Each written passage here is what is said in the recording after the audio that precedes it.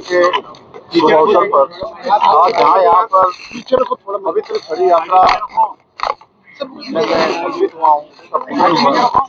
ये पूरी छड़ी यात्रा हमारे कुमाऊं, गढ़वाल और गंगा यमुना के पवित्र स्थानों से, मैदानी क्षेत्रों से इस यात्रा का संचालन होता है और इस यात्रा के माध्यम से जहाँ हमारी धर्म संस्कृति कहीं न कहीं समृद्ध स्थिति में आता है, आगे बढ़ता है, वहीं आने वाले समय में ये बहुत बड़ा रोजगार का, स्वरोजगार का साधन बनेगा। और पूज्य साधु संतगण इसका आयोजन करते हैं, सरकार भी उनके इस आयोजन में सहभागी बनेगी। हम 13 के 13 जनपदों में इस यात्रा के संचालन के लिए सभी जिलाधिकारियों को ठीक प्रकार से उस यात्रा की चिंता करें, यात्रा के संचालन का कार्य देखें, क्योंकि ये यात्रा निश्चित रूप से हमारी संस्कृति की संभावक भी है। पूज्य शंकराचार्य जी के द्वारा इस यात्रा का संचालन किया गया था, बीच में कुछ कारणों से अवरुद्ध हो गई, लेकिन 2019 से अखाड़ा परिषद के राष्ट्रीय महामंत्री संरक्षक पूज्य हरिगिरी जी महाराज ने इस यात्रा को पुनः प्रारंभ किया है। सरकार भी इसमें पूरी तरह से सहभागी हो।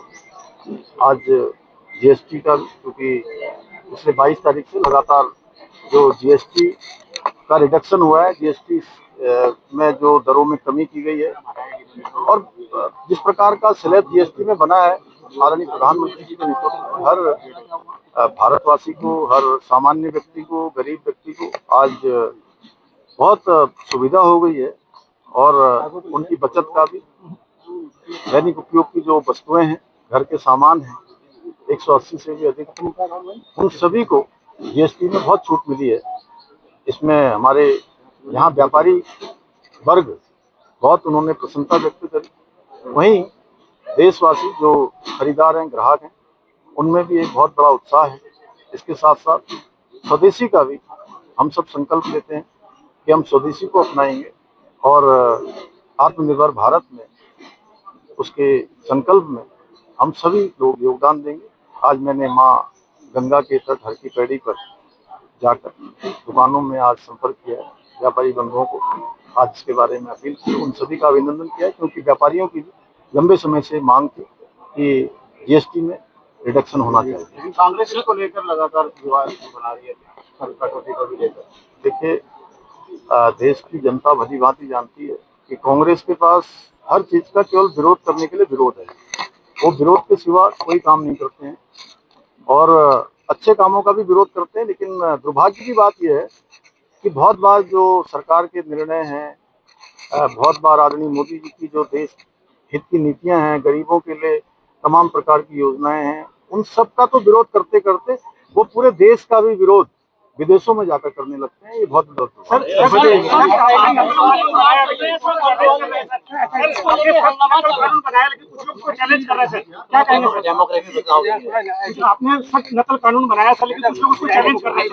देखिए, ऐसा है, एक सेंटर पर एक बात आई है कि कुछ वहां पर चीटिंग जैसी बात हुई है, उसके लिए एसआईटी का गठन कर दिया और इन्हीं छात्रों में से एक प्रतिनिधि मंडल मुझे मिला था, उन्होंने कहा था कि इसकी जांच होनी चाहिए और हम भी मानते हैं कि अगर कहीं पर कोई गड़बड़ी हुई है तो उसकी जांच होनी चाहिए।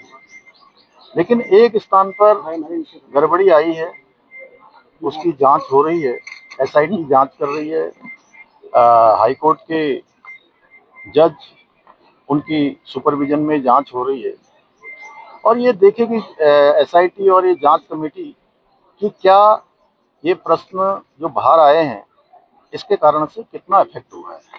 अगर कोई एक व्यक्ति है तो उसके खिलाफ कार्रवाई हो रही है, नकल में जो भी लोग शामिल हैं उनके खिलाफ नकल कानून काम करेगा और अभी तक पिछले 4 सालों में 25,000 नियुक्तियां बिना किसी नकल के संपन्न हुई है, बिना किसी भ्रष्टाचार के संपन्न हुई है, पारदर्शिता से संपन्न हुई है और हमारा संकल्प है कि आने वाले समय में भी जो भी व्यक्ति इस नकल के अपराध में शामिल होगा, हमारे बेटे बेटियां, हमारे भाई बहनों, हमारे बच्चों के भविष्य के साथ खिलवाड़ करेगा, मैं पुष्कर सिंह धामी अपने जीते जी कभी उनके हितों के साथ किसी भी प्रकार का अन्याय नहीं होगा। क्या ये पेपर लीक है?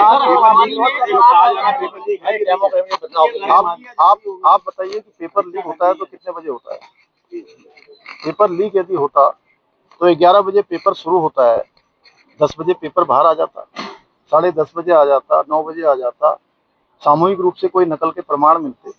हाँ, ये जरूर जांच का विषय है कि पेपर किन किन लोगों से किन किन लोगों तक पहुंचा है।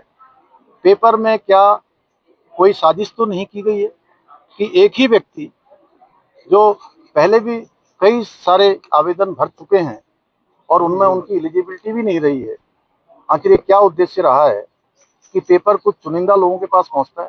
इसकी जांच नहीं, देखिए अब सारे छात्र हमारे समझ रहे हैं, बहुत विवेकशील छात्र हैं, उनको पता है कि सरकार ने पहले भी इतनी 25,000 नियुक्तियां की हैं।